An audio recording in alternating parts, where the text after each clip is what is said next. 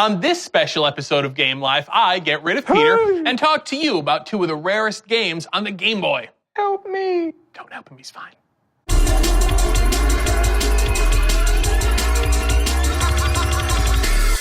Now, as many of you may already know, I am an inveterate collector of old video games. So what I thought I would do with you guys today is maybe show you a couple of new games that I have, give you a few tips on collecting, and yeah, maybe I'll brag a little bit about some of the best deals that I have ever gotten. So we're going to take a look at two games today for the Game Boy family of systems. So first, I would like to talk about Ninja 5.0. Now, as you might gather from the title, yes, this is a Game Boy Advance game about a ninja who is also a cop. It's by Konami. It's actually a great game, and that's why it's so desired. People really want to play it because it's really one of the best action games on the Game Boy Advance. Now, if you just have the Ninja 5.0 cartridge, you are probably going to pay $150. That is how desired this game is. If you've got the box and instructions as I do here, we're talking $300 or more. People tended not to keep the boxes and the manuals for their old games, and that really went double for Game Boy games because people would throw the box out and take the game with them in the car. So to have the box and manual for games like this becomes really important. Now, how much did I pay?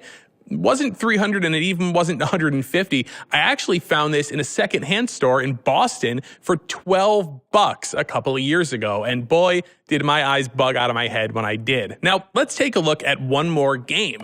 This is Kid Dracula, and it is for the black and white Game Boy. As you might imagine, you play a little tiny version of Dracula running around a castle and setting fire to bats or whatever it is that a child Dracula would do. This, as you might notice, is also by Konami, and because it stars Dracula, you might guess correctly that it's a spin-off of the very popular Castlevania series. So if you don't have Kid Dracula on the Game Boy, your collection of Castlevania games is not complete. Kid Dracula was done with a really low print run, and again, people really want to play this game, which means that the cartridge itself is going to set you back about $50. Here's the kicker. The box and the manual in good condition like this is worth $400 or so. Where did I get this, you ask?